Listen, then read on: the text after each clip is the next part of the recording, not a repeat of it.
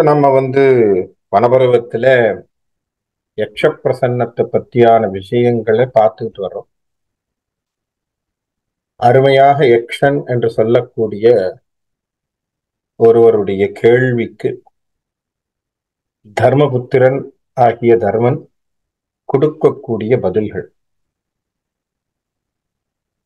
அந்த பதில்கள் எல்லாம் பார்க்கும் பொழுது நமக்கு தெரியுது எவ்வளவு ஞான சாஸ்திர விஷயங்களை தர்மன் மனதுக்குள்ளே தெளிவாக தெரிந்து வைத்தான் அப்படிங்கிறது புரியுது.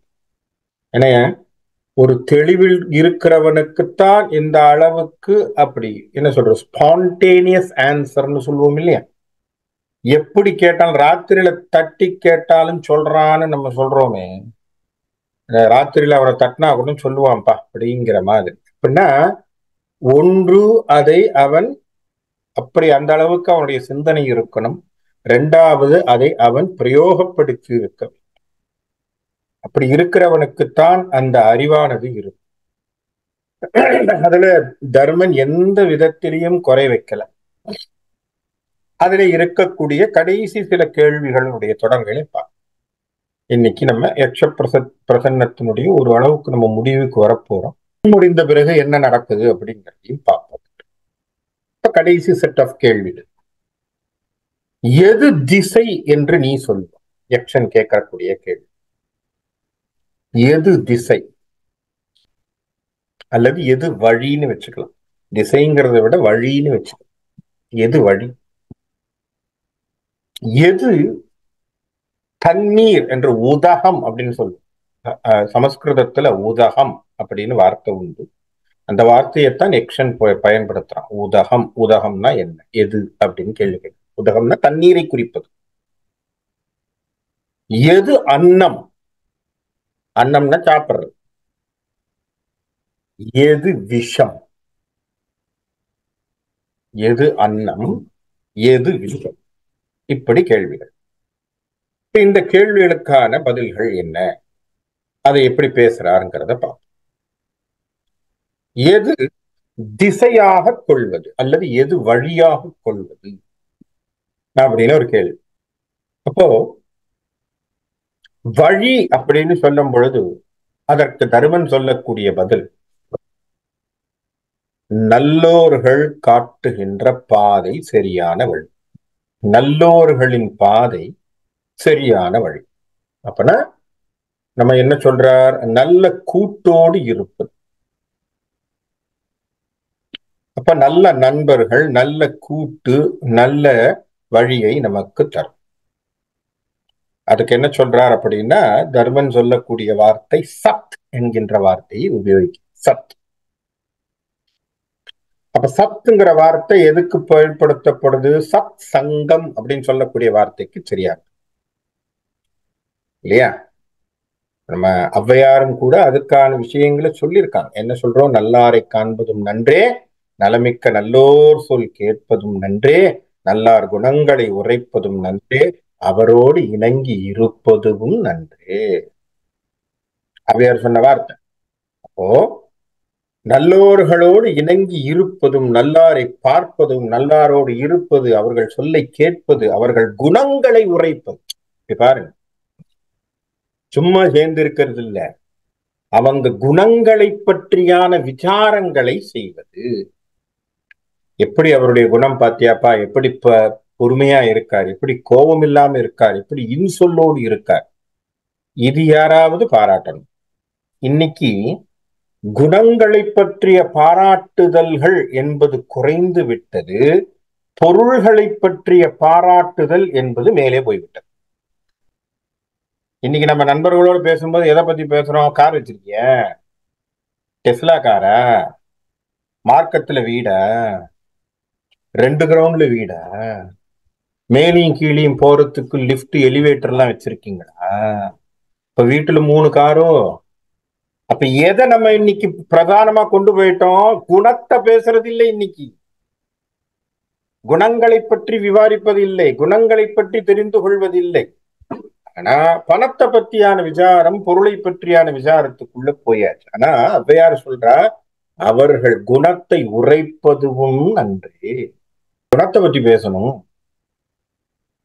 அவங்க குணம் நமக்கு வரணும்னா நம்ம என்ன பண்ணணும்? அவர்களோடு இணங்கி இருப்பதும் நன்றே. நான் ஒட்டிக்கணும் இல்லையே. ஒருத்தனோட சேர்ந்தாதானே அந்த குணம் வரும். நம்ம வீட்டுல சொல்லுவோம் இல்ல, அந்த காலத்துல அவனோட சேர்ற படிக்கிற வாசனையாவது வரும் போ அப்படின்னு, தெய்வ பக்தியாவது வரும் போ, அவனோட போய் சேர்ந்துரு. அப்ப என்ன அர்த்தம்? ஒருத்தரோடு நாம் சேருகின்ற, நல்லோர்களோடு சேருகின்ற ஒரு விஷயம் நமக்கு நல்லதை தரும். அதனால்தான் நம்ம என்ன சொல்றோம், வாழ்க்கையிலே சொல்லும் பொழுது அழகாக ஒரு உரையாசிரியர் சொல்லுவார், உன்னுடைய தாய் தகப்பனை நீ தேர்ந்தெடுக்க முடியாது, முடியாது. ஆனா எதை நீ தேர்ந்தெடுக்கலாம்? நல்ல நண்பனை நீ தேர்ந்தெடுக்கலாம், இல்லையா?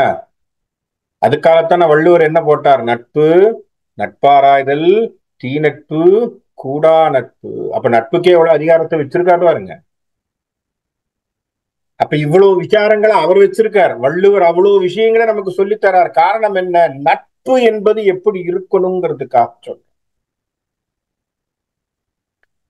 அப்போ சத் சங்கம் என்கின்ற ஒன்று நமக்கு நல்ல வழியை காட்டும், இல்லையா? சத் சங்கம் என்கின்ற ஒன்று நமக்கு நல்ல வழியை காட்டும். அடியார்களை தேடி பேணுவது. நம்முடைய சைவத்திலையும் சரி, நம்முடைய மார்க்கத்தில் நம்ம என்ன சொல்றோம்? அடியார்களை தேடுவது, சிவத்தொண்டர்களை தேடுவது, சிவனடியார்களை பேணுவது, அவர்களுக்கு நம்ம என்ன சொல்றது? அமுதூட்டுவது, அவர்களுக்கு செய்வது, அவர்களுக்கு சேவை செய்வது, சொல்றோமா இல்லையா? அப்ப அவர்கள் வழியாக போகும் பொழுது அந்த நல்ல விஷயங்கள், நல்ல குணங்களை நாம் எடுத்துக்கணும். இதைத்தான் நம்ம என்ன சொல்றோம்? சத்சங்கம். இதுதான் சரியான பாதை என்று தர்மன் சொல்கிறார். இதுதான் சரியான பாதை. ஒருத்த முன்னுக்கு போகணும்னா இப்படி ஒரு பாதை வேணும். இதைத்தான் ஆதிசங்கரர் என்ன சொன்னார்? பஜகோவிந்தத்துல சத்சங்கத்வே நிச்சங்கத்துவம், நிச்சங்கத்தே நிர்மோகத்துவம், நிர்மோகத்வே நிர்ஜலத்துவம், நிர்ஜலத்வே ஜீவன் முக்தி, இல்லையா? சத்சங்கம் என்பது நித்தியமாக வைத்துக்கும். அந்த நித்தியமாக இருப்பதுதான் உனக்கு என்ன செய்யும்? உன்னை மோகத்திலிருந்து விடுவித்து விடும். அந்த மோகத்தில் இருப்பதுதான் நீ எப்படி இருப்ப? நிர்ஜலத்துவம், தாமரை இலையும் தண்ணீரும் போல் இருப்பது போல ஒரு வாழ்க்கை கொடுக்கும். அந்த நிர்ஜலமா நீ இருக்கும் பொழுது உனக்கு என்ன கிடைக்கும்? ஜீவன் முக்தி கிடைக்கும் என்று ஆதிசங்கர். அப்போ அதுக்குரிய வழி எங்க இருக்கு? சத்சங்கத்தில் வச்சிருக்க. சத்சங்கம் என்பதுதான் நமக்கான சரியான வழி. அந்த வழியை தேர்ந்தெடுத்து நாம் அதுக்குள்ள போகணுங்கிறத தருமன் சொல்றோம், இல்லையா? இப்ப நம்ம எல்லாம் எப்படி இருக்கோம் அப்படின்னா, சம்சார சாகரத்துல நம்ம எல்லாம் உட்காந்துருக்கோம். இப்ப கண்ணை கட்டி காட்டுல விட்ட மாதிரி இருக்கு. சம்சாரம் என்பது ஒரு காடு, அதுல கண்ணை கட்டி காட்டு விட்டுற மாதிரி இருக்கு. நமக்கு எப்படி வெளியில போறதுன்னு தெரியல. நாமளே என்னால முயற்சி செய்து நான் போவேன் அப்படின்னு சொன்னா என்ன பண்ணணும்? ஒவ்வொரு இடமா போய் தேடி தேடி இது போகுமா, இது போகுமா, இது போகுமா, இது போகுமான்னு இருண்ட காட்டிலிருந்து வழி தெரியாமல் தேடி தேடி தேடி தேடி தேடி, நமக்கு தெரியாது, ஒருவேளை ஆயுசு அதிலே முடியலாம், இல்ல உங்களுக்கு ஏதோ ஒரு வகையில ஒரு மார்க்கத்தில ஏதோ ஒரு மார்க்கம் கிடைச்சு வெளியில வந்து அது கூட வழி ஊருக்கான வழியான்னு தெரியாது, ஆனா போயிட்டு தான் இருக்கும்.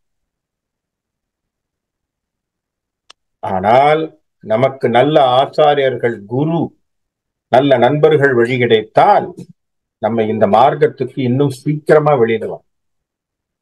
அதனாலதான் நம்ம என்ன சொல்றோம்? இந்த சத்சங்கத்தை நாம் நித்தியமாக கொண்டு அதற்குள்ளே செல்வது மிக மிக முக்கியம் என்று சொன்னோம். அடுத்த கேள்வி என்ன? தண்ணீர், உதகம் அப்படிங்கிற வார்த்தை. உதகம்னா என்ன? உதகம் அப்படிங்கிற வார்த்தை எதுக்காக சொல்றோம்னா, பித்திருக்களுக்கு தர்ப்பணம் செய்யறோம் பாருங்க, அந்த தர்ப்பணம் செய்யக்கூடிய தண்ணீரை தண்ணீர்னு சொல்றது இல்ல, ஜலம்னு சொல்றது இல்ல, உதகம்னு சொல்றது. சரியா? இத புரிஞ்சுக்கிறான் தர்மன். அதுக்கு உடனே அவன் பதில் சொன்னான், உதகம் எங்கே இருக்கிறதுன்னா, உதகம் ஆகாயத்தில் இருக்கிறது. ஆகாயம்தான் தண்ணீர். ஏன்? பித்ருலோகம் அங்கதானே, பித்ரு என்பது அதுதானே. ஆகவே உதகம் என்று சொல்லக்கூடிய தண்ணீரை, தண்ணீர் என்பது என்னப்பா அப்படின்னா ஆகாயம் தான். ஆகாய தத்துவத்தோடு தண்ணீரை சேர்த்து விட்டான் தர்மன். அதற்கு காரணம் என்ன? அவன் சொல்லுவது வானத்திலிருந்துதான் நமக்கு தண்ணி வருது, திரும்பியும் வானுக்குத்தான் போகுது. அதனுடைய காரணத்தை அவன் சொல்லுவது, ஏன்னா வாட்டர் சைக்கிள் பேசுறாரு.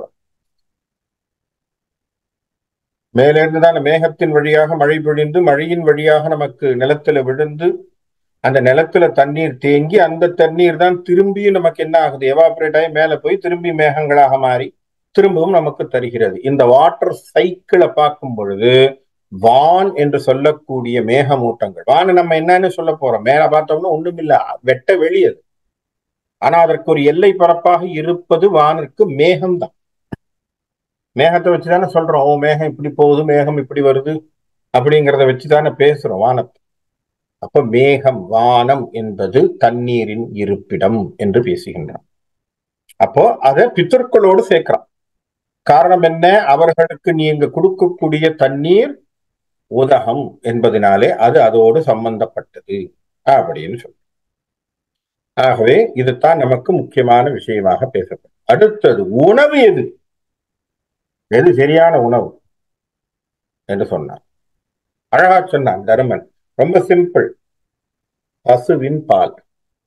ஏற்கனவே பசும்பால அமிர்தம்னார், அதே பசுவின் பாலை இங்கே உணவாகவும் சொல்கிறார். நீ எடுக்கக்கூடிய பசுவின் பாலானது உணவு.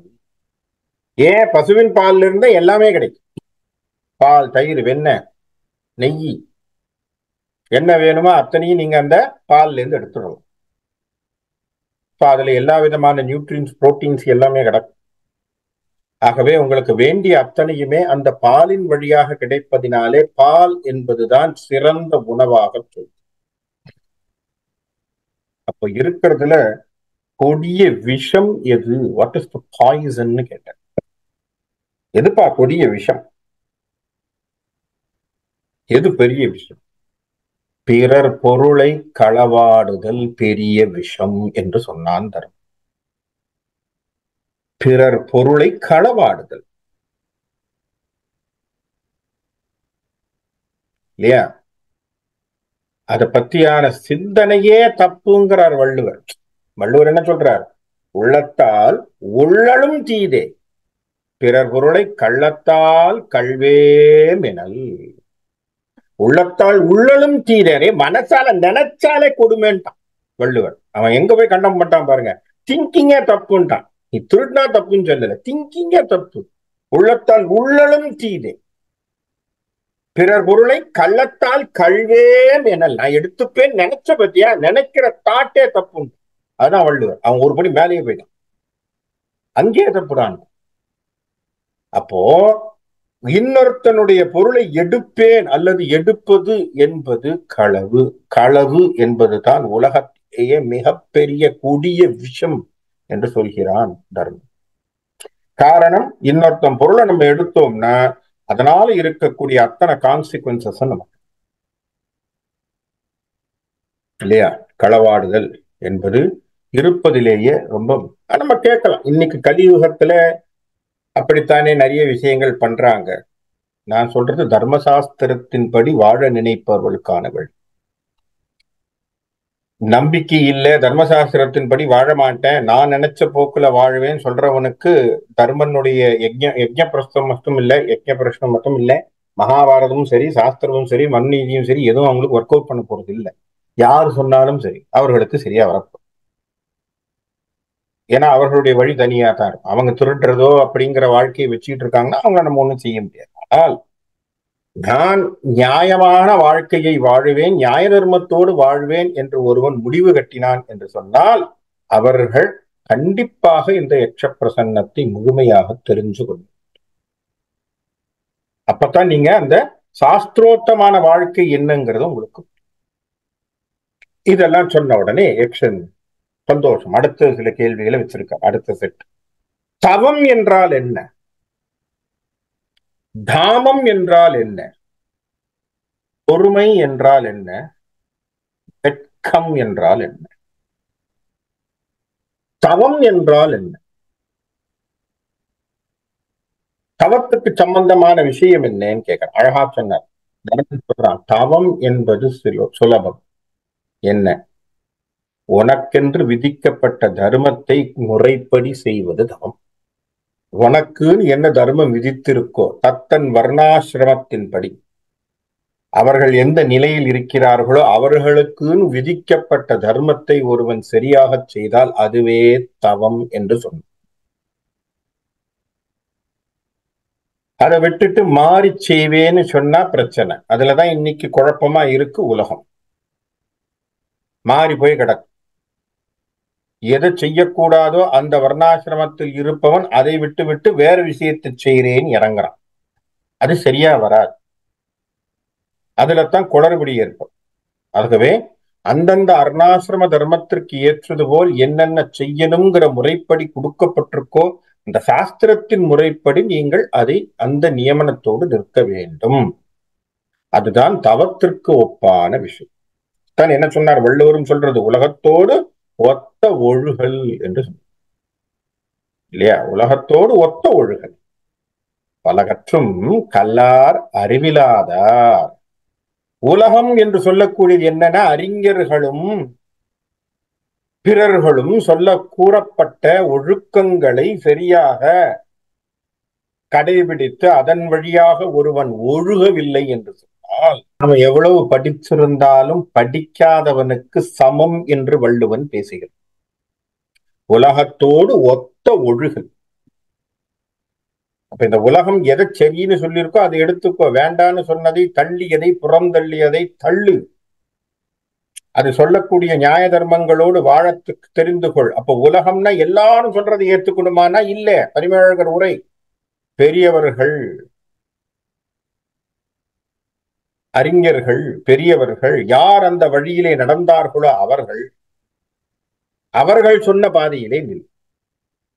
அதை விட்டுட்டு போனா கிடையாது. அப்போ உலகத்தோடு ஒத்த ஒழுகல் பலகற்றும் கல்லார் அறிவில். அப்ப அதை சரியா செய். அதுதான்ப்பா உலகத்திலே இருக்கக்கூடிய தவம் என்று சொல்லப்பட்டது. தாமம் என்று சொன்னால் என்ன? தாமம் அப்படின்னா என்ன? அப்படி தாமம் என்று சொன்னால் மனம் என்கின்ற விஷயத்தை, மனதை கட்டுப்படுத்துவது தாமம். மனக்கட்டுப்பாடு இல்லையா? நீங்க உலகத்துல எதை வேணா கட்டுப்படுத்தலாம், எப்படி வேணா நம்ம கட்டுப்பாட்டை கொண்டு வந்துடலாம். உலகத்துல இருக்கக்கூடிய எல்லா விஷயங்களையும் கத்துக்கலாம். சித்து வேலைகளை கூட கத்துக்கலாம். தாய்மானவர் சுவாமிகள் அதை தானே சொல்றார், சினம் இறக்க கற்றானே இல்லையா? சினம் இறக்க கற்றானே சித்தி பல பெற்றானே. சித்திகள் பல வாங்கிட்டான், கோபமே கிடையாது. அப்படியே பார்த்தா பொறுமையா இருப்பான், நினைச்சா அப்படியே பல சித்திகள் அட்டமா சித்திகள் அத்தனையும் செய்வான். சினம் இறக்க கற்றானே சித்திகள் பல பெற்றானே. தாய்மானவர் சுவாமி சொல்றார், மனம் இறக்க கல்லாதார். பிரயோஜனமே இல்லையே. எல்லாம் என்ன சார், எல்லாம் என்ன எல்லா சப்ஜெக்ட்லயும் 100, மேத்ல மட்டும் 0ங்கிற மாதிரி இருக்கு. எல்லா சப்ஜெக்ட்லயும் 100க்கு 100, மேத்ல மட்டும் ஆப்சென்ட். ஏன்னா அன்னைக்கு எனக்கு உடம்பு சரியில்லை, கிளாஸுக்கு போல. அப்ப நீ பாஸா ஃபெயிலா இல்லையா? ஒரு கேள்விக்குறி வருது இல்லையா? அப்போ எல்லாமே போன மாதிரி தானே அர்த்தம். அந்த மாதிரி சினம் இறக்க கற்றானே சித்திகள் பல பெற்றானே மனம் இறக்க கல்லாதான். அவன் மனத்தை கட்டுப்படுத்த தெரியல அப்படின்னு சொன்னா அவனுக்கு எந்த விதமான பிரயோஜனமும் இல்லை என்று சொன்னான். ஆகவே தாமம் என்று சொன்னால் கண்ட்ரோலிங் த மைண்ட், மனத்தை கட்டுப்படுத்த தெரிந்து கொள்ள தெரியணும். மனசை கட்டுப்பாடு பண்ணணும்.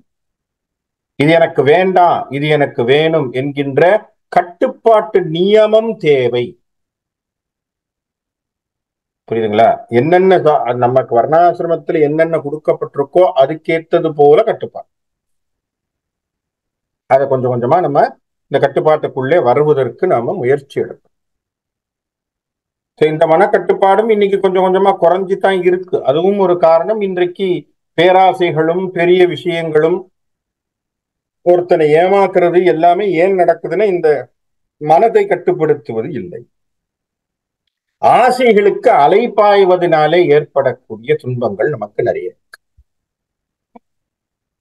அடுத்த கேள்வி, எது பொறுமை என்பது என்று கேட்டான். எது பொறுமை? பொறுமைனா என்னப்பா வாழ்க்கையில அப்படின்னு ஒரு கேள்வி வருது. அப்போ ஒரு விஷயத்தை சொல்ற, ரொம்ப சிம்பிள். என்ன சொல்றான்? இன்னொருத்தன் உனக்கு செய்திருக்கக்கூடிய தீமையை மறப்பதுதான் உலகத்தில் சாலச் சிறந்த பொறுமை. சரியா? இன்னொருத்தன் உங்களுக்கு செய்திருக்கக்கூடிய தீமையை மறப்பு. ஒரு முறை ஒரு அம்மா ரொம்ப கஷ்டம், மனசுல அவ்வளவு வருத்தம். கல்யாணம் பண்ணிட்டு போன நாள்ல இருந்து மாமியாரனுடைய தொல்லை தாங்க முடியல இந்த அம்மாக்கு.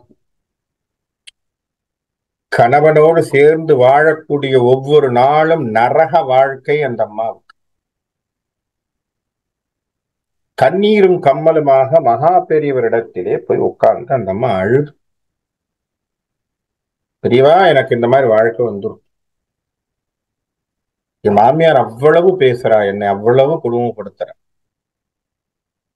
சாப்பிட முடியல, சோறு உள்ள இறங்க மாட்டேங்குது, தூங்க முடியல, நிம்மதியா ஒரு நாள் இருக்க முடியல, எனக்கு கஷ்டமா இருக்கு, கோவமா இருக்கு, நான் என்ன செய்யறது என்று சொன்னேன். பெரியவா பொறுமையா உட்கார்ந்துருக்காரு. எல்லாரும் கொஞ்சம் சுத்தி இருக்கிறவங்க அத்தனை பேருமே இப்படி பாக்குறாங்க, பெரியவா ஏதோ சொல்ல போறாரு, அந்த அம்மாவை ஏதாவது சொல்லலாம் செய்யலாம், இல்ல கூட்டிட்டு வா நான் திருத்துறேன் ஏதாவது சொல்லுவார் போட்டிருக்குன்னு நினைச்சு எல்லாரும் பாக்குறாங்க. பெரியவா திரும்பி சொன்னாராம், கஷ்டம்தாம்மா, உனக்கு கஷ்டம்தான், எனக்கு புரியுறது, ஒன்னே ஒண்ணு சொல்றேன் செய்யறியா அப்படின்னாராம்.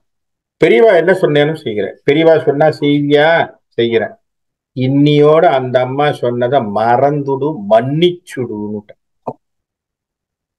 வார்த்தை பாருங்க, மறந்துடு மன்னித்து விடு, முடிச்சிரு. ஏன் அப்படின்னு எல்லாரும் இப்படி திரும்பி பார்த்தாங்க. ஏன்னா நீ மனசுல அவளை பத்தியான ஒரு வன்மையை வச்சுண்டனா இதுக்குன்னு அடுத்த பிறவி இருக்குமா, உனக்கு தேவையா, போதும் பட்ட கஷ்டம். ஏன் வாசனைகளை நீங்களே கூட்டிடுறீங்க, அந்த கோபத்தை நீங்க கூட்டும் போது என்ன ஆகும், இதுக்குன்னு ஒரு பிறவி எடுக்கணும், அதுக்குன்னு அந்த அம்மா வரணும், திருப்பி அந்த கோபத்தை நீங்கள் குறைத்துக் கொள்ளக்கூடிய அளவுக்கோ அல்லது அதே அளவுக்கு நீங்க வெஞ்சன்ஸ் நீங்க திருப்பி கொடுக்கிற அளவுக்கு நீங்க போகணும். அது திரும்ப திரும்ப பிறவியினுடைய தொடர்பைத்தான் ஏற்படுத்துமே தவிர அதிலே ஒரு தீர்மானம் வரப்போவதில்லை. ஆகவே தான் நம்ம என்ன சொல்றோம் அப்படின்னா, நேரடியாக மகா பெரியவர் சொன்னார், மறந்துடு மன்னிச்சுடுன்னு. மன்னித்து விடு. இதற்குத்தான் நம்ம என்ன செய்வோம்னா, தேவி மகாத்மியம்னு ஒரு புஸ்தகம் இருக்கு, அம்பாளுடைய பெரிய சரித்திரம். அதுல ஒண்ணு வரும், யாதேவி சர்வபூதேஷு சாந்தி ரூபேன சம்ஸ்திதா. க்ஷா, க்ஷான்னு பேசுவோம், சாந்தி இல்லை. சாந்திங்கிறது எல்லாருக்கும் தெரியும், சாந்தினா என்னன்னு தெரியும் எல்லாருக்கும், பொறுமையா இருக்கிறது, பீஸ். சாந்தி கான்னு வரும், சாந்தி ரூபேன சம்ஸ்திதா. நான் எனக்கு கொஞ்சம் புரியாம இருந்தது, இப்போ நமக்கு அவ்வளவு பெருசான்னு சொல்ல முடியாது, எல்லாம் நம்ம ஒண்ணு கத்துன்னு தானே இருக்கும். அதனால என்னுடைய குருநாதர் கிட்ட கேட்ட, ரெண்டு சாந்தியை போட்டிருக்காளே, ஒருவேளை டைப்பிங் பிரிண்டிங் எரரான்னு கேட்டேன். ஏன்னா நம்ம என்னமோ புத்தாலி, நமக்கு என்ன விஷயம் தெரிஞ்ச மாதிரி பிரிண்டிங் எரர் போல் இருக்கு குருநாதா, அது ரெண்டுத்துக்கும் தப்ப. சிரிச்சார். முதல்ல என்ன படிச்சேன், சாந்தின்னு வருது, என்ன அந்த சாந்திங்கிறது உனக்கு தெரியுமா அப்படின்னா, ஆமா பீஸ்ன்னு சொல்லுவாங்க. இந்த சாந்தி என்ன, இதுவும் அதே தானே அப்படின்னு. உனக்கு பகைவன் பகையே கெடுதலே செய்தாலும் அவனை மன்னிக்கின்ற குணத்திற்கு பேர் சாந்தி. அதுக்கும் அவள் தான் கொடுக்கணும்டா, அதனால அம்பாள போய் கேட்கிறேன்னு பாருங்க வார்த்தை. அதுக்கு அவதாண்டா உனக்கு கொடுக்கணும், அதுக்கு அவதாண்டா காரணகர்த்தா, ஆகவே அவளிடத்திலேயே போய் முறையிடு, அவளே கொடுப்பா. அதனாலதான் யாதேவி சர்வபூதேஷு சாந்தி ரூபேன சம்ஸ்திதா, நமஸ்தை நமஸ்தை நமஸ்தை நமோ நம. நமஸ்காரம் பண்ணு. அந்த ரூபத்துல இருக்கக்கூடிய ஒன்னை நான் நமஸ்காரம் செய்வேன். அப்பனா பகைவர்கள் செய்யக்கூடிய கெடுதலை கூட மன்னிக்கின்ற குணத்தை கொடுக்கக்கூடியவளாக அவள் இருக்கிறாள். அதுதான் உலகத்திலே இருக்கக்கூடிய பெரிய பொறுமை என்று சொன்னான் தர்மம். பெரிய விஷயம் பாரு. உலகத்துல அது கொஞ்சம் கஷ்டமாக தோணும், ஆனா பழக பழக வரும். அடுத்ததாக ஒரு கேள்வி கேட்டான், எதை பார்த்து வெட்கப்பட வேண்டும்? எதை பார்த்து நான் வெட்கப்பட வேண்டும்? எதை கண்டு நான் வெட்கி தலைகுனிய வேண்டும்?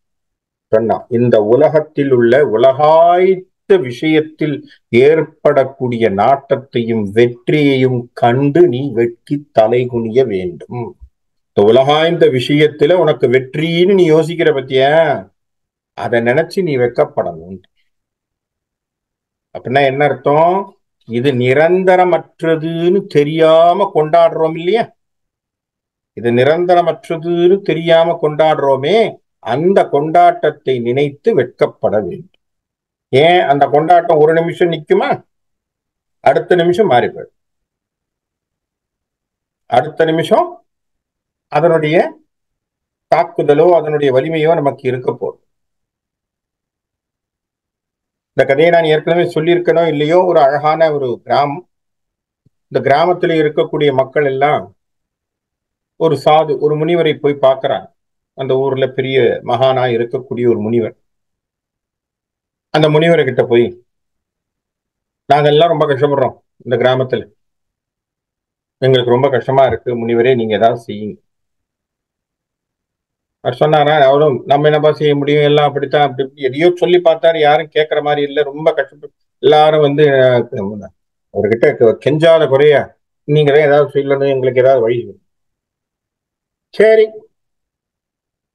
நான் வந்து கடவுளை கேட்கிறேன், அவர் என்ன பதில் சொல்றாரோ அவங்களுக்கு உடனே சொல்றோம், நீங்களும் கேட்கலாம், அசரீரியாக சொன்னார். பிள்ளைகள்லாம் ரொம்ப கஷ்டப்படுறா, அவங்களுக்கெல்லாம் கஷ்டத்தை போக்குற மாதிரி ஏதாவது ஒண்ணு சொல்லு, அதனுடைய முடிவை நீ சொல்லம்மா அப்படின்னு சொல்லி சொன்ன உடனே அசிரீரியாக குரல் கேட்கு. நாளைக்கு காலையில அவர்கள் மனதிலே என்னென்ன பொருள்கள் எல்லாம் வேண்டாம்னு நினைக்கிறாங்களோ, மனசளவுல எதை கொண்டு வந்து பொருளோ தேவையில்லை, போட வேண்டாம், மனசளவுல மூட்டை கட்டி கொண்டு வந்து ஆத்தங்கரையில வந்து நின்னு இந்த ஆத்துல தூக்கி போடுற மாதிரி மனசுல போட்டுட்டு அங்க நின்று மனசுல தனக்கு என்ன வேணுங்கிற சங்கல்பத்தை மனதிலே வைத்துக் கொண்டால் அவர்களுக்கு கிடைக்கும். அதனால் அவர்களுக்கு சந்தோஷம் ஏற்படும் சொல்லிட்டான். இது சொன்ன உடனே எல்லா மக்களுக்கும் ஒரே சந்தோஷம், குஷியோ குஷி, எல்லாம் குதி குதின்னு குதிக்குதுங்க. வீட்டுக்கு போய் ஒரு பெரிய லிஸ்ட்டை போட்டு இன்னென்ன சாமான்கள்லாம் நம்ம என்ன பண்ணலாம் எடுத்து கொண்டு போய் நாளைக்கு ஆத்தங்கரையில தூக்கி போடுற மாதிரி எல்லா கனவுலையும் பண்ணிடலான்னு சொல்லி, ஏன்னா மூட்டை பெருசா இருக்குன்னா அவன் என்ன பண்ணுவான், இமேஜினேஷன்ல தான் சொல்லியிருக்கான். அதனால மூட்டை பெருசா இருக்க ஒருத்தர் அப்படியே தூக்கின்னு போற மூட்டையெல்லாம் வெயிட்டா இருக்கிற மாதிரிலாம் நினைச்சுக்கிட்டு தூக்கிட்டு போறானுங்க. அவன் கொண்டு போய் ஆத்துல தூக்கி எரிஞ்சுட்டான்.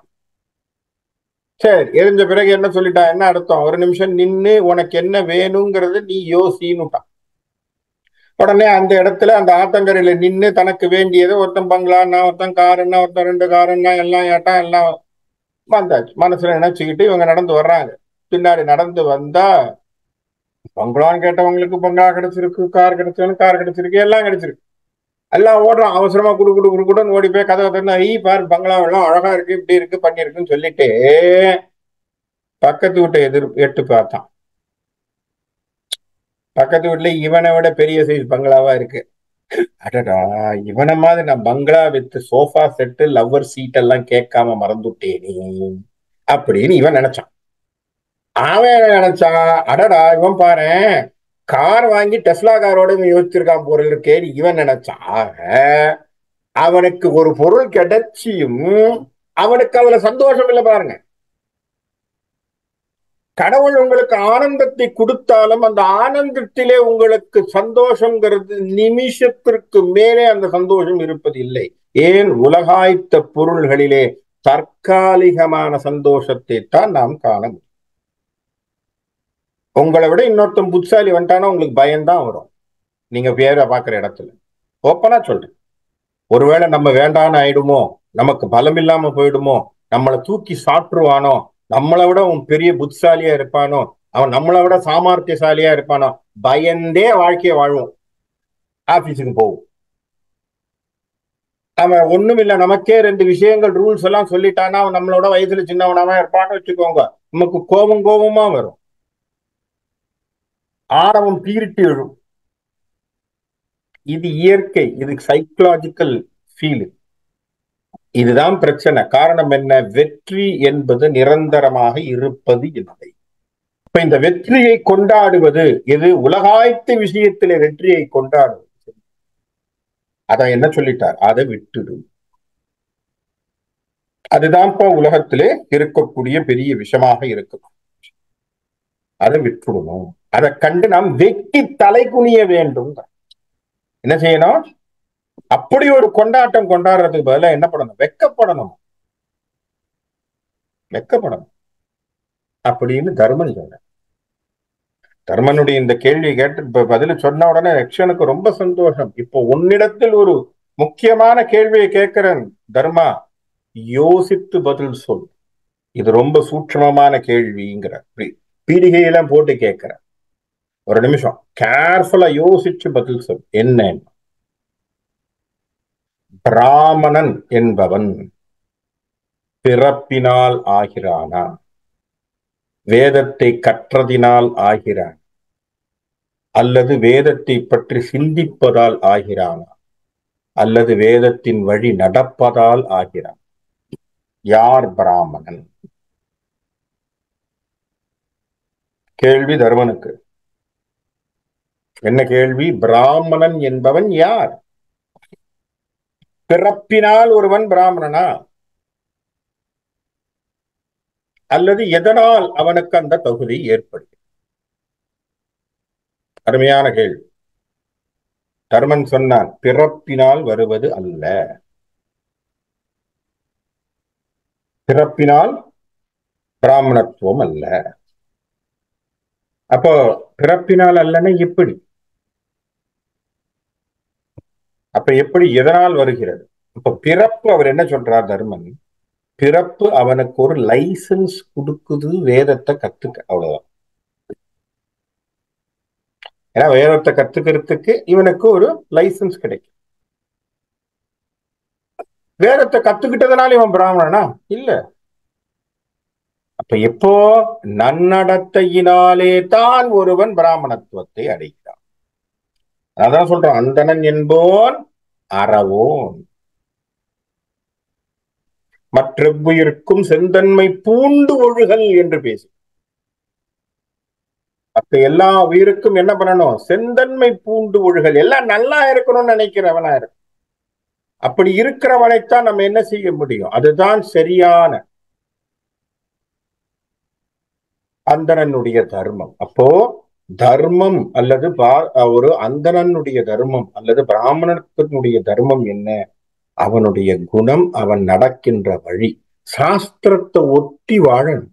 சாஸ்திர நியமனங்களை சரியாக பிடித்து கொண்டு வாழணும். மனுநீதி தர்மத்திலே, மனுநீதியினுடைய மனுஸ்மிருதியிலே அதிகபட்சமான தண்டனைகள் பிராமணர்களுக்குத்தான் உண்டு. நிறைய பேருக்கு அது மேலிருந்து பார்த்தீங்கன்னா அந்த புஸ்தகத்தை பேன் பண்ணி வச்சிருக்கிறானுங்க.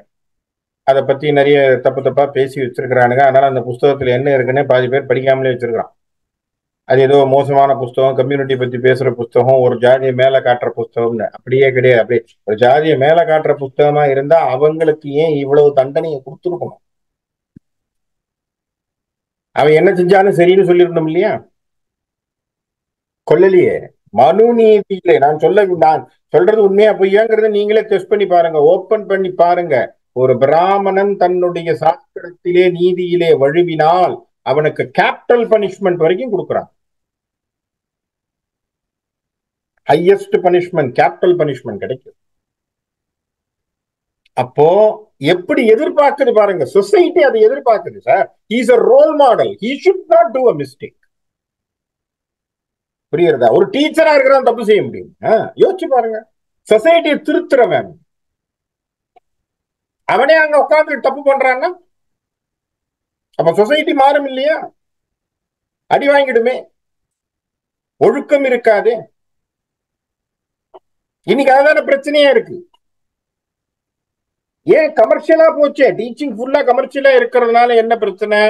அதனால பசங்களுக்கும் படிப்பின் மீது ஒரு ஒரு அக்கறையோ, கல்வியின் மீதான ஒரு ஒழுக்கமோ, நம்பிக்கையோ இல்லை.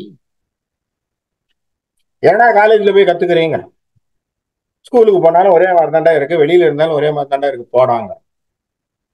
ஏன் ஒழுக்கம் சொல்லித்தரப்படவில்லை? புரியுதா? ஏன்னா அவன் நிக்கணும் சார். நான்லாம் நம்மலாம் வாத்தியாரா, நம்ம காலத்துல வாத்தியாரா பார்த்தாலும் அங்க வராருன்னா சைக்கிள் விட்டு கீழே இறங்கி நடந்து போவோம். அவர் சாதாரணமா தான் அவர் பாட்ட போவார். என்னடா வீட்டுக்கு போகலையா அவள்தான் கேட்பாரு. அவர் அதிர்ந்து கூட கேட்க மாட்டார் மனுஷன். இத்தனைக்கு அவர் தமிழ் வாத்தியாரே இருப்பாரு, இதே ஏதோ ஒரு வாத்தியாரே இருப்பாரு. என்னடா வீட்டுக்கு போகலையா, சரி சார் போயிட்டு. பயம் என்ன? ஒழுக்கம். அவர் எங்க பார்த்தாலும், தெருவில் பார்த்தாலும் நமக்கு ஒரு பயம். ஒழுக்கம். இப்ப அந்த ஒழுக்கம் எல்லாம் போச்சு. அப்போ ஒரு மரபிலே வந்திருக்கக்கூடியவன் ஒருவன் பிறப்பினால் அந்த ஸ்தானத்தை அடைவதில்லை, தன்னுடைய குணத்தினால் அடைகிறான் என்று தர்மன் பேசுகிறார். இப்ப படிக்கிறதுனால வரல, படிக்கிறதுனால அவனுக்கு வராது. சரியா? அழகாக சொன்னார், அழகாக சொல்றார். யாரு? நம்ம குறள்ல 134வது குறள்ல பேசுறார் திருக்குறள் திருவள்ளுவர். மரப்பினும் ஒத்துக்கொள்ளலாகும். வார்த்தை பாருங்க, மரப்பினும் ஒத்துக்கொள்ளலாகும் பார்ப்பான் பிறப்பு ஒழுக்கம் குன்ற கெடும். வள்ளுவனுடைய குறள். எல்லாத்துக்கும் நமக்கு என்சைக்ளோபீடியா வள்ளுவர் தான், விக்கிபீடியா வள்ளுவர் தான், கூகுள் சர்ச் வள்ளுவர் தான். வள்ளுவரை பார்த்துட்டு அப்புறம் வெளியில போயிடலாம். வள்ளுவரை தேடிட்டா கையில கிடைச்சிரும் எல்லா விஷயமும். வள்ளுவர் சொல்லிடுறான், மரப்பினும் ஒத்துக்கொள்ளலாகும். சார் வேதத்தை மறந்து போயிட்டா கத்துக்கலாங்கிறான். நீ போய் கத்துக்கோடா, தப்பு இல்ல. வேதத்தை மறந்து போயிட்டா கத்துக்கோ, சாஸ்திரம் மறந்து போயிட்டா கத்துக்கோ, ஸ்லோகம் சொல்றது மறந்து போயிட்டா கத்துக்கோ. மரப்பினும் ஒத்துக்கொள்ளலாகும். பரவாயில்ல, மறந்துதானே போனேன், திரும்பி கத்துக்கோ, பிரச்சனை ஒண்ணும் கிடையாது. எப்ப சார் நீ இல்லேன்னு சொல்லுவான்? பார்ப்பான் பிறப்பு ஒழுக்கம் குன்ற கெடும். அவனுடைய ஒழுக்கமானது கெடுகின்ற பொழுது அவன் அந்த நிலையில் இல்லை.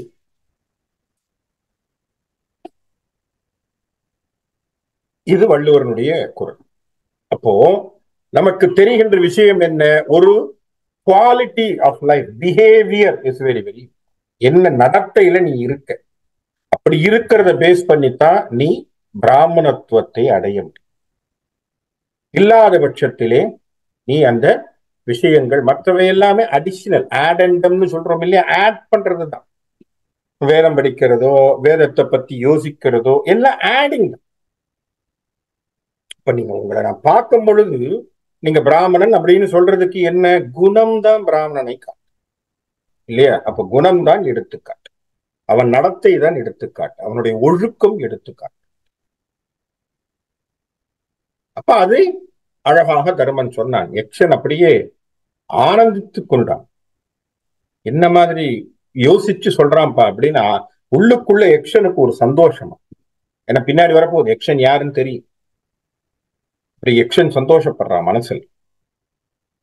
இப்ப இதை ஆராய்ந்து சொல் தர்மா. இந்த விஷயத்தை, இந்த கேள்விகளுக்கு பதில் சொல். ஒரு மனிதன் நல்ல வார்த்தைகளை பேசுவதனால் என்ன கிடைக்கும்? ஒரு மனிதன் நல்ல சொற்களை, நல்ல வார்த்தைகளை பேசுவதால் என்ன கிடைக்கும்? அழகாக சொல்றான் தர்மன், உன்னை பிறர் நேசிப்பார்கள். உன்னை பிறர் நேசிப்பார்கள். என்ன காரணம்? என்ன காரணம்? உன்னுடைய பேச்சுல ஒரு தன்மை இருக்கும் இல்லையா? உன்னுடைய பேச்சுல தன்மை இருக்கும். எப்படி பேசணுங்கிறதுவே, எப்படி பேசணுங்கிறதையே திருக்குறள் திருவள்ளுவர் ஒரு அதிகாரமே வச்சிருக்கார். அதுல உங்களுக்கு எல்லாருக்குமே தெரிஞ்சிருக்கும், அழகான ஒரு வார்த்தை, ஒரு திருக்குறள் ரொம்ப ஃபேமஸ். இனிய உளவாக இன்னாத கூறல் கனி இருப்ப காய் கவர்ந்தற்று என்று சொல்லக்கூடிய ஒரு குறள். இனியவை கூறல் அப்படிங்கிற அதிகாரம். எப்படி பேசணும், நயம்பட பேசுறது எப்படின்னு சொல்றார். அல்லவை தேய அறம் பெருகும் நல்லவை நாடி இனிய சொல்லின். அல்லவை தேய, பாவங்கள் தேயும், அறம் பெருகும், நல்லவை உன்னை நாடி வரும். எப்போ நீ இன்சொல் பேசினால். வள்ளுவர் வாக்கு. அப்போ எப்படி பேசணும்? Kind words, polite.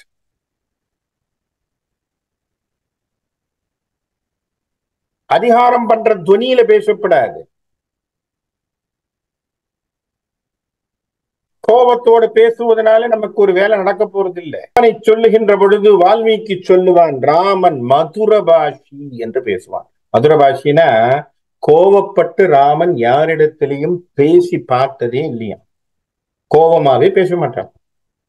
எல்லாருக்கிட்டையும் சிரிச்சு எப்படி இருக்கீங்க, போனா இவரே முதல்ல போய் இறங்கி எப்படி இருக்கீங்க, வீட்டுல எல்லாரும் சௌக்கியமா, அக்கா சௌக்கியமா, தங்க சௌக்கியமா, எல்லாரும் கேட்போம்.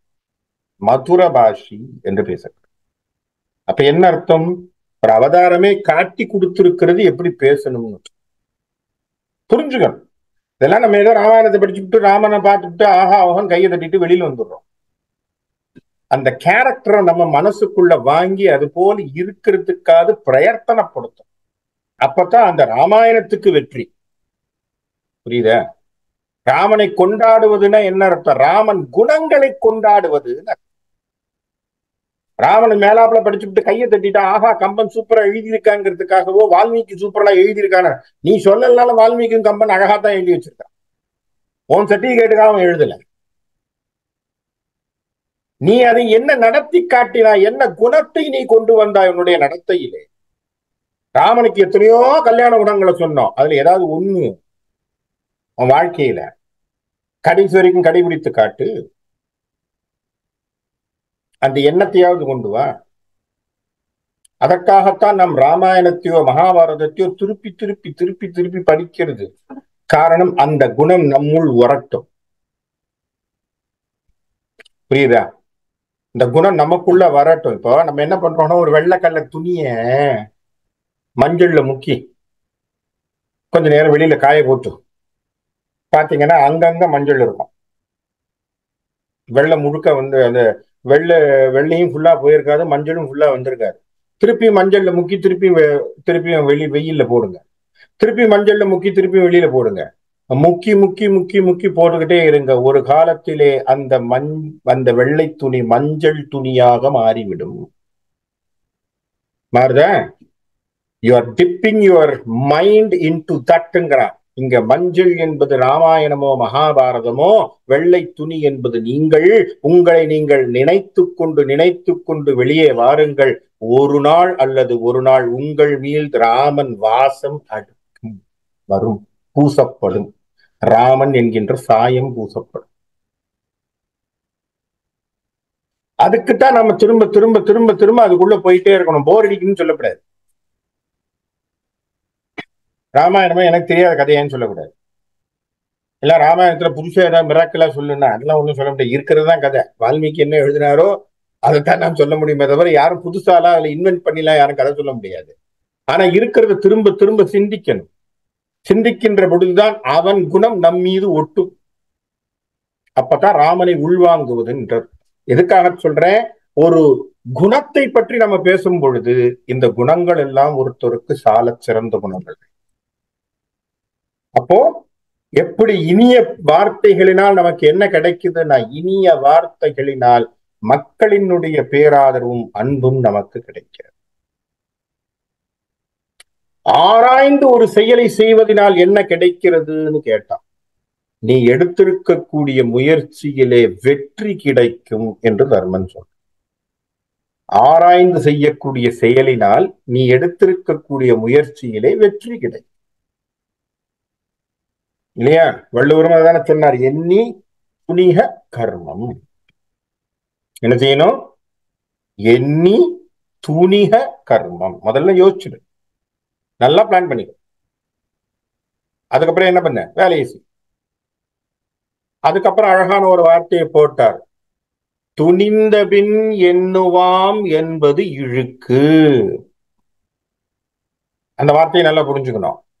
வேலையில இறங்கின பிறகு நான் யோசிக்கிறேன்னு சொல்லாதேன்ட்ட. முதல்ல யோசிச்சுட்டு வேலையை செய். எண்ணி துணிக கர்மம். அப்போ ஆராய்ந்து செய்யக்கூடிய வேலை சரியான வேலையாக இருக்கும். அதை நமக்கு கோடிட்டு காட்டுகிறார்கள். இப்படி சில கேள்விகள், அழகான கேள்விகளுக்கும் அதனாக அவருக்கு கிடைக்கக்கூடிய நட்பினால் என்ன கிடைக்கும், இதெல்லாம் கேட்கக்கூடிய விஷயங்களும் வருது.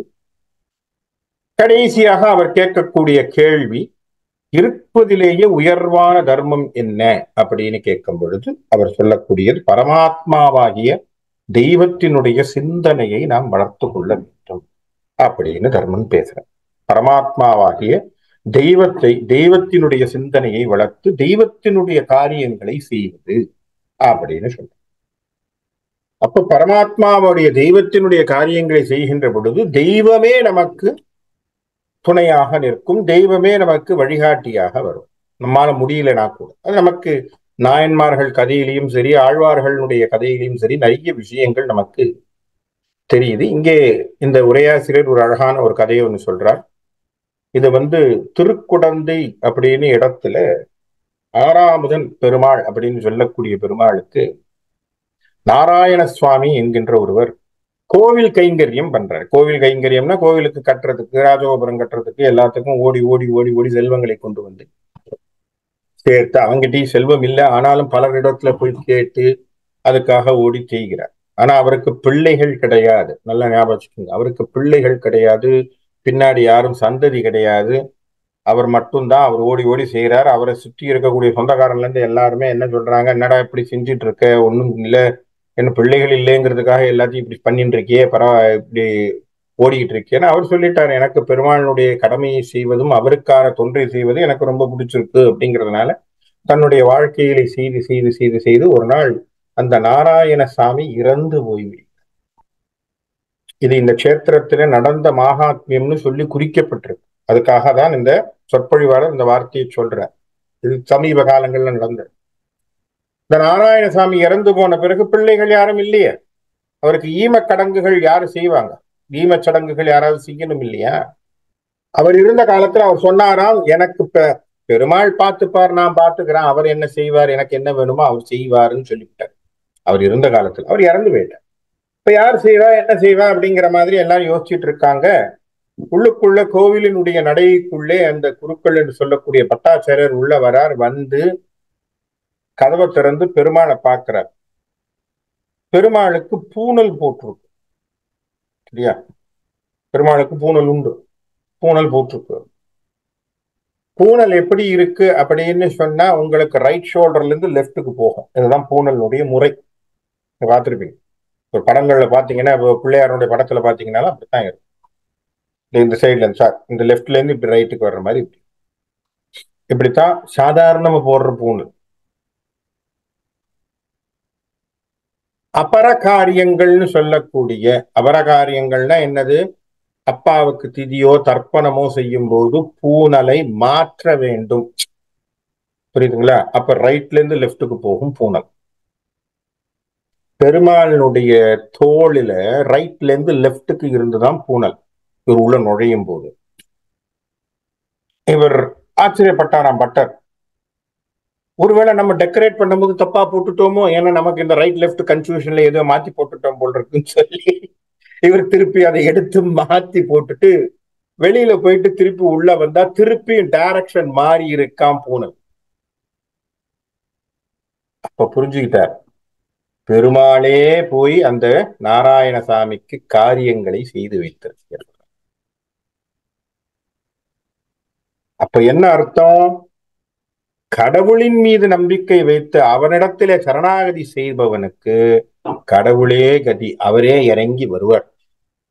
இதை நம்ம பல இடங்கள்ல பல சரித்திரங்கள்ல பார்த்திருக்கோம். கஜேந்திர ஆழ்வார்ல இருந்து ஜடாயுல இருந்து எத்தனை பேருக்கு அவர் இறங்கி வந்து தன்னுடைய லீலைகளை அவர் பண்ணியிருக்கார் அப்படிங்கிறது நம்ம எல்லாருக்குமே தெரியும். அப்படி அவர் அவருடைய லீலைகளையும் அவருடைய சமாச்சாரங்கள் எல்லாமே அவர் பண்ணியிருக்கக்கூடிய விஷயங்கள் நிறைய நடந்தது. இதெல்லாம் கேட்ட உடனே ரொம்ப சந்தோஷப்பட்டு யக்ஷன் சொன்னானா, நான் கேட்ட அத்தனை கேள்விக்கு நீ ரொம்ப சந்தோஷமா சொன்னப்பா, இப்போ உனக்கு நான் சாய்ஸ் தரேன். யாராவது உன்னுடைய பாண்டவர்கள், உன்னுடைய தம்பிகளிலே யாராவது ஒருத்தருக்குத்தான் நான் உயிர் தருவேன். நீ டிசிஷன் பண்ணிக்கோ. இப்பயும் டெஸ்டிங் பாருங்க, அவன் டெஸ்ட் பண்றாரு, அவர் என்னதான் பண்ண போறான்னுட்டு. இப்போ நீ டிசைட் பண்ணிக்கோ, யாருடைய உயிர் உனக்கு வேணும் நீ நினைக்கிற சொல்லு அப்படின்னா. அப்படி யோசிக்கிறார். சட்டுன்னு தர்மன் சொன்னானா, நகுலனை உயிரோடு கொடு. இவர் யக்ஷனுக்கு ஒரே இது ஆச்சரியம். இரு இரு இரு இரு, யார கேட்ட? நகுலனை உயிரோடு கொடு. ஏன்பா, அர்ஜுனன் பலசாலி வில்லுல, வில்லுக்கே பேர் போன விஜயன், அவனை நீ கேட்கலையே. பலசாலியான பீமன், அவனை நீ கேட்கலையே. அறிவில் சிறந்த ஞானியான சகாதேவனை கேட்கலையே. என்ன காரணம் என்று கேட்கிறான். அப்ப சொன்னாராம் தர்மன், எங்க அப்பாவுக்கு 2 மனைவி இல்லையா? குந்திவினுடைய புத்திரனாக நான் பிறந்தேன். ஆகவே குந்தி புத்திரனாக பிறந்த நான் என்னுடைய தகப்பனார் ஆகிய பாண்டுவுக்கு என்னால் திதியும் சிராத்தமும் செய்ய முடிகிறது. அவருடைய 2வது மனைவியாக மாதிரிக்கு பிறந்த பிள்ளை 2 பேருமே இல்லேன்னு வச்சுக்கோ, யார் கொடுப்பா அவங்க சார்பில்? ஏன்னா மாதிரிக்கும் தரணும், மாதிரியும் இல்ல, பாண்டுவுக்கும் கொடுக்கணும். அப்ப தலைச்சம்பிள்ளை இருந்தா சரியா இருக்கும். நகுலன் தலைச்சம்பிள்ளை, அதனால அவனை கேட்கிறேன். எப்படி பாருங்க, எனக்கு பிடிச்சிருக்கு நீ இவனை கூப்பிடுன்னு கேட்கல.